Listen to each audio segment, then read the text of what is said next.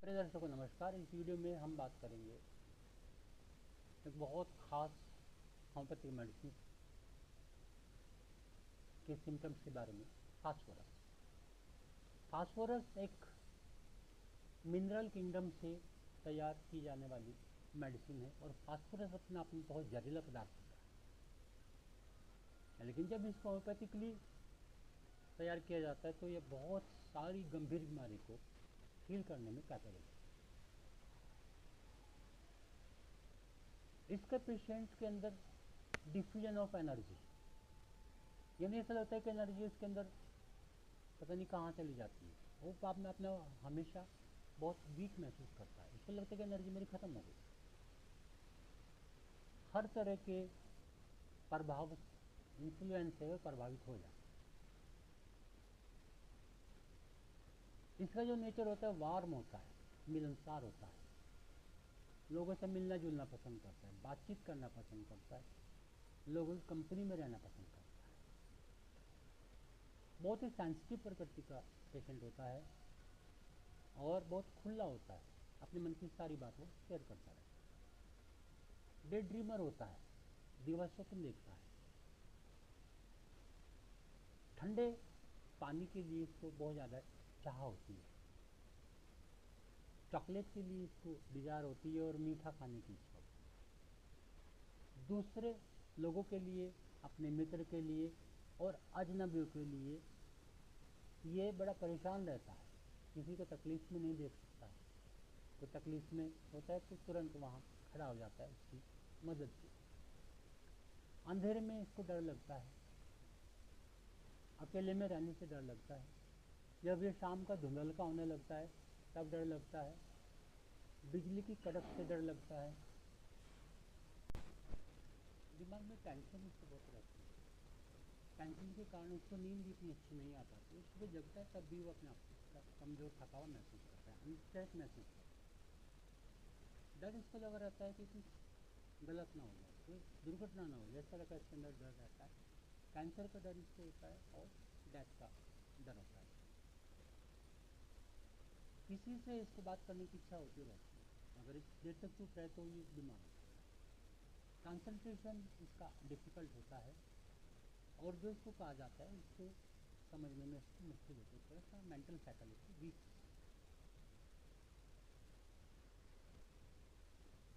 Phosphorus का जो action है, एक्शन होता है सीरस मेम्ब्रेन के ऊपर, म्यूकस मेम्ब्रेन के ऊपर, स्पाइनल कोर्ड के ऊपर और नर्व्स के ऊपर, और यह उनको इरिटेट करता है, इन्फ्लेम करता है, पैरालिसिस पैदा करता है और बोन्स को डिस्ट्रॉय भी करता है। ब्लड वेसल्स के अंदर फैटी डिजनरेशन पैदा हो जाता है और बॉडी के ऑर्गन और टिश्यू के अंदर भी फैटी डिजनरेशन पैदा हो जाता है। इसके कारण हेमरेज की टेंडेंसी पैदा हो जाती है, ब्लीडिंग धीरे धीरे होने लगती है। Haematogenous jaundice, yellow atrophy of liver, subacute hepatitis, इस तरह की टेंडेंसी, इस तरह के सिम्टम्स पैदा होते हैं। इसका पेशेंट थोड़ा लंबा होता है, पतला होता है और शार्प फीचर इसके होते हैं, आंखों के नीचे नीले निशान मिलते हैं। छाती इसकी नैरो, दुबली पतली छाती, दुबला पतला देखने में होता है। स्किन इसकी ट्रांसपेरेंट होती है, यानी अंदर का ब्लड भी इसे दिखाई देने लगता है। लॉस ऑफ एनिमल फ्लूइड इसके अंदर होता है और उसके कारण नर्व डेबिलिटी, इमेशिएशन, बाहरी इम्प्रेशन के प्रति ये बहुत ही ससेप्टेबल है। लाइट के प्रति, लाइट इसको तेज लाइट बर्दाश्त नहीं कर पाता है, तेज शोर बर्दाश्त नहीं कर पाता, तेज खुशबू बर्दाश्त नहीं कर पाता, तेज छूना भी इसको बर्दाश्त नहीं हो पाता। इलेक्ट्रिकल चेंजेस जब वातावरण में होते हैं, आंधी या बिजली की कड़क, उनसे भी इसको दिक्कतें बढ़ जाती हैं। अचानक इसके अंदर सिम्टम्स पैदा हो जाते हैं और फेंट भी हो जाता है, अचानक एकदम से बहुत कमजोरी महसूस होती है।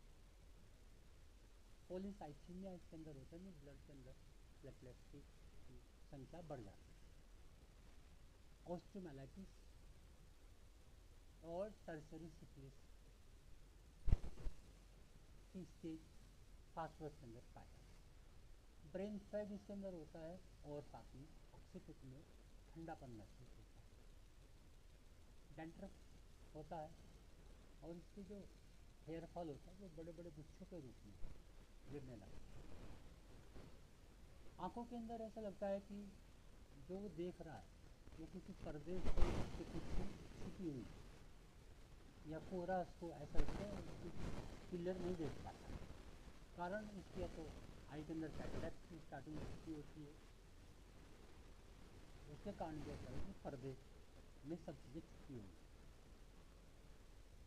जब वो देखता है तो उसके अंदर ब्लैक पॉइंट दिखाई पड़ते हैं, काले काले निशान दिखाई पड़ते हैं, उसकी विजन नहीं होती। कैंडल लाइट को अगर देखता है तो उसके चारों तरफ ग्रीन हैलो दिखाई पड़ती है, हरे रंग की हैलो दिखाई पड़ती है। ऑप्टिक नर्व की एट्रोफी इसके अंदर पाई जाती है। डिप्लोपिया, डबल विजन और सेक्सुअल एक्सेस के कारण से इसके अंदर एमारोसिस डेवलप हो जाता है, यानी सडन ब्लाइंडनेस इसके अंदर डेवलप हो जाती है। ग्लाकोमा भी फास्फोरस के अंदर पाया जाता है। रेटिनल वेसल्स का थ्रोम्बोसिस और डिजनरेशन, जिसके कारण आईसाइट इसकी डैमेज हो जाती है।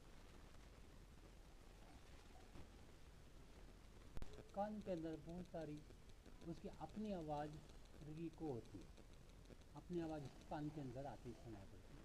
और हेयरिंग डिफ़िकल्टी इसके अंदर पाई जाती है, स्पेशली ह्यूमन वॉइस की, यानी सुनना कम हो जाता है। नाक के अंदर कुछ सिम्टम्स होते हैं, एपिस्टैक्सिस, नक्सीर की टेंडेंसी डेवलप हो जाती है। स्मेल के प्रति ओवर सेंसिटिव हो जाता है, तेज़ स्मेल बर्दाश्त नहीं हो पाती है।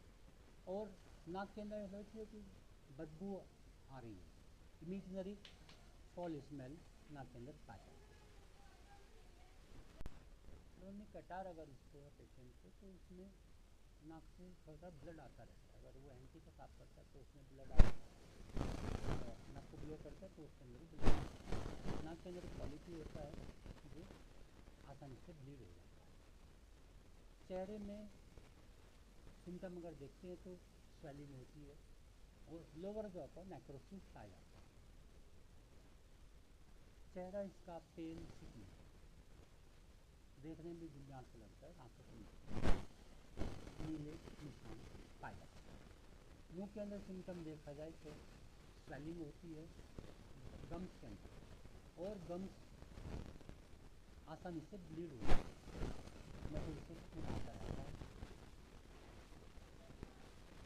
टीथ एक्सट्रैक्शन अगर कोई करता है, उसके बाद अगर ब्लड नहीं रुक रहा है, दांत निकलवाने के बाद ब्लड नहीं रुक रहा है, तो वहाँ फास्फोरस काम करता है।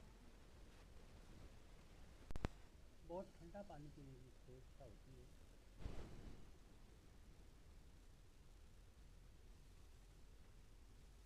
स्टमक के सिम्टम अगर देखते हैं तो खट्टा टेस्ट आता है, खट्टी डकार आती है, खासकर खाने के बाद। भरपेट खाने के कुछ देर के बाद में इसको फिर से भूख लग जाती है। अगर ठंडा पानी पीता है तो ठीक रहता है, जैसे ही वो पानी गर्म हुआ तो इसको वोमिट हो जाता है। पूरे पेट में सिंकिंग एम्प्टी सेंसेशन होता है। कार्डियक ओपनिंग ऐसा लगता है कि बंद हो गया है, जिस वजह से खाना आगे नहीं जा पाता, तो वापस वो निकल जाता है। जॉन्डिस इसके अंदर पाया जाता है, लीवर का फैटी डिजनरेशन,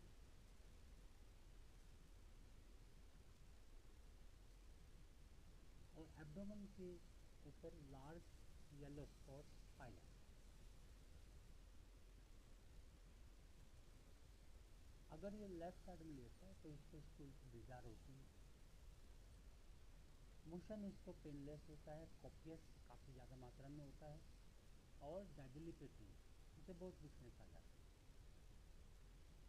है। रेक्टम से ब्लड आता है और ब्लीडिंग हेमराइड्स इसके अंदर पाए जाते हैं।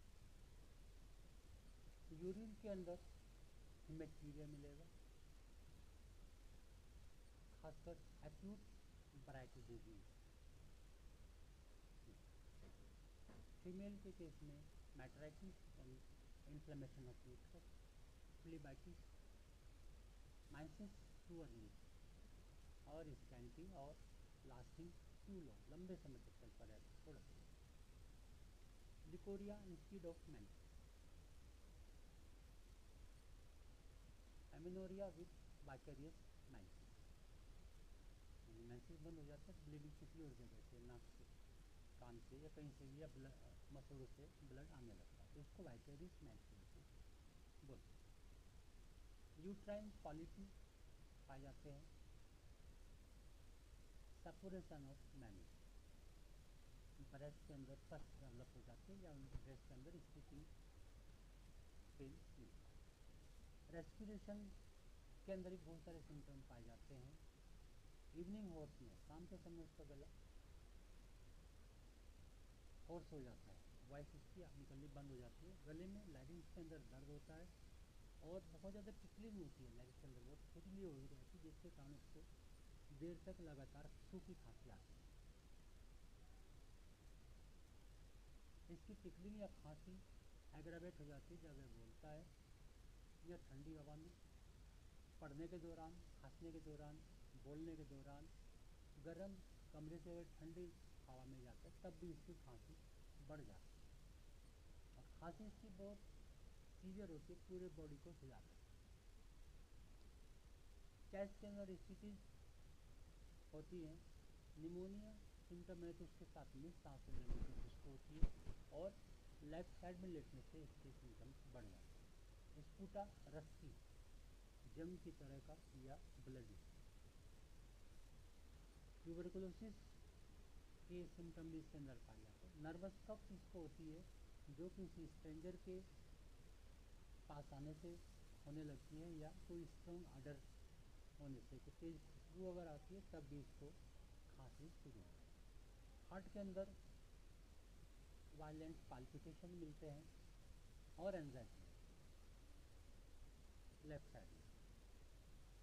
हार्ट इसका डायलेटेड होता है, खासकर right part of heart. Back के सिम्टम्स में स्कैपुला के बीच में स्पाइन के अंदर बर्निंग होती है और पेन होता है, जैसे कि बैक ब्रोक हो गई, जैसे कमर टूट गई, इस तरह का पेन इसके अंदर पाया जाता है। एक्सट्रीमिटी के अंदर ascending sensory and motor paralysis starting from fingers and toes, उंगली और पैरों की उंगलियों से स्टार्ट होता है और वो धीरे धीरे पैरालिसिस होकर के बढ़ता जाता है। बर्निंग ऑफ फीट, टीबिया के अंदर इन्फ्लेमेशन और नेक्रोसिस पाया जाता है। आर्म्स और हैंड नम होते हैं। नींद इसकी फायर की ड्रीम इसको आती है, आग लगने, देर से सोता है और जब जगता है तो थोड़ी कमजोरी महसूस करता है। शॉर्टनेस, फ्रीक्वेंट वीकनेस, थोड़ी सी देर के लिए नींद आएगी फिर जग जाएगा, फिर थोड़ी देर के लिए सोएगा फिर जग जाएगा, इस तरह की इसकी नींद रहती है। खाने के बाद इसको बहुत ज़्यादा नींद आती है। फीवर के सिम्टम्स भी इसके अपने स्पेसिफिकुलर हैं। शाम के समय ठंड होती है और रात के समय घुटनों में ठंडक पाई जाती है। एडाइन स्टेज के अंदर प्यास कम रहती है लेकिन भूख बहुत ज़्यादा लग जाती है और रात के समय चिपचिपा पसीना आता है। अगर कोई घाव हो जाता है तो बहुत ज़्यादा ब्लीड करता है, बहुत ज़्यादा ब्लीडिंग होती है और हील हो जाता है, फिर से ब्रेक हो जाता है, फिर से इसके अंदर से ब्लड आने लगता है। एक्यूमोसिस पाया जाता है। परपूरा होता है। परपूरा में स्मॉल ब्लड वेसल जब रप्चर कर जाती है और वो ब्लड इकट्ठा हो जाता है तो उससे जो पर्पल डिस्कलरेशन आता है वो परपूरा होता है। इसके सिम्टम्स छूने से बढ़ते हैं, एग्जर्शन से बढ़ते हैं, ट्विलाइट के समय बढ़ते हैं, गर्म खाने और पीने से बढ़ते हैं, वेदर चेंज होने से बढ़ते हैं और गर्मी के मौसम में जब गीला हो जाता है तब बढ़ जाते हैं। शाम के समय और लेफ्ट साइड में लेटने से, थंडर स्टॉर्म में सीढ़ियाँ चढ़ने से, और इसको जो रिलीफ मिलता है अंधेरे में राइट साइड में लेटने से, ठंडा फूड खाने से, ठंडी खुली हवा से, और ठंडे पानी में नहाने से, और नींद से। आर्सेनिक, एलियम सीका, लाइकोपोडियम और साइलिसिया इसके कम्प्लीमेंट्री मेथड। कॉस्टिकम इसके इनकम्पेटिबल है, अगर कॉस्टिकम इसके साथ ही बात करेंगे तो बनेगा। ट्यूबरकुलिनम फालोवेल इसके बाद बहुत अच्छा काम करकर इसके एक्शन को कंप्लीट कर देती है। एंटीडोट इसका टर्पेंटाइन। टर्पेंटाइन जब इसको हम देते हैं किसी पॉइजनिंग हुई हो तो टर्पेंटाइन एक इनसॉल्युबल आइसोमर बना देता है, वो बॉडी से निकल जाता है। यह एंटीडोट करता है नोजिया और vomiting of chloroform and ether. अगर किसी इस ऑपरेशन के लिए क्लोरोफॉर्म दिया गया है या ईथर दिया गया है और उसके बाद जो नोजिया वॉमिटिंग आ रही है उसको एंटीडोट कर सकता है। तो मित्रों ये थे बहुत ज़बरदस्त मेडिसिन है। उम्मीद करता हूँ आपको ये लाभदायक है। फिर मिलते हैं।